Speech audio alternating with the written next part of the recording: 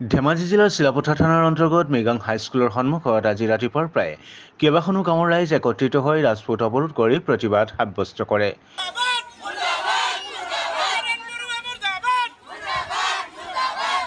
কিয় এই পুৰুষ মহিলাসকলে একত্ৰিত হৈ এইদৰে প্ৰতিবাদ কৰিব লগা হৈছে? এতিয়া আহিছোঁ মূল বিষয়টোলৈ। বৃহত্তৰ চিলাপথাৰ অঞ্চলৰ বৰষুণ পানী অকাজান পথাৰ হয় বৈ যোৱা একমাত্ৰ নলাটো বন্ধ কৰি 4 লেনযুক্ত পথ নিৰ্মাণকাৰী সংস্থাই 4 ফুট বহলকৈ নলাটো বন্ধ কৰি নলাৰ ওপৰত ড্ৰেইন নিৰ্মাণ কৰাত এতিয়া সৃষ্টি হৈছে কৃত্ৰিম বানপানীৰ। পানী 4 ফুট ড্ৰেইনেৰে বৈ যাব নোৱাৰাত উপঙি উঠিছে মানুহৰ ঘৰলৈ। পানী বৈ গৈছে ঘৰৰ চোতালেদি, খহাই নিছে চোতাল।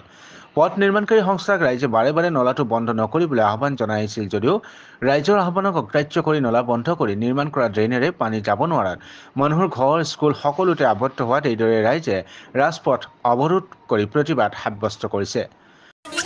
প্ৰথমে আমাৰ সাংবাদিক আমাৰ সঞ্জয় দেৱক আমি ধন্যবাদ জ্ঞাপন কৰিছোঁ যে আমাৰ এই নিউজ কভাৰেজ কৰিব অহাৰ বাবে আমি ধন্যবাদ জ্ঞাপন কৰিছোঁ।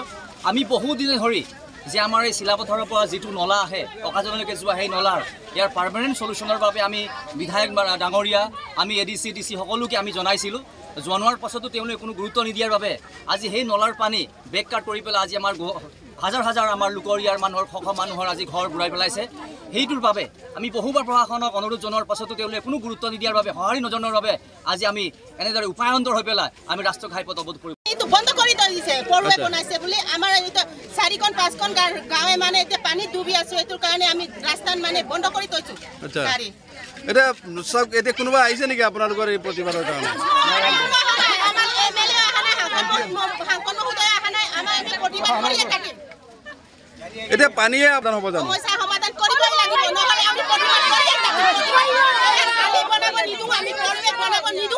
অৱশেষত চিচিবৰ গাঁৱৰ ৰাজস্ব চক্ৰ বিষয়া প্ৰতিবাদস্থলীত উপস্থিত হৈ ৰাইজক সান্তনা দিয়ে আৰু JCBৰে ড্ৰেইনৰ কাষেৰে নলা খান্দি আবদ্ধ পানী যোৱাৰ বাট ওলাই দিয়াত ৰাইজে প্ৰতিবাদ উঠাই লয়। ধেমাজি জিলাৰ পৰা সঞ্জয় নাথৰ ৰিপৰ্ট।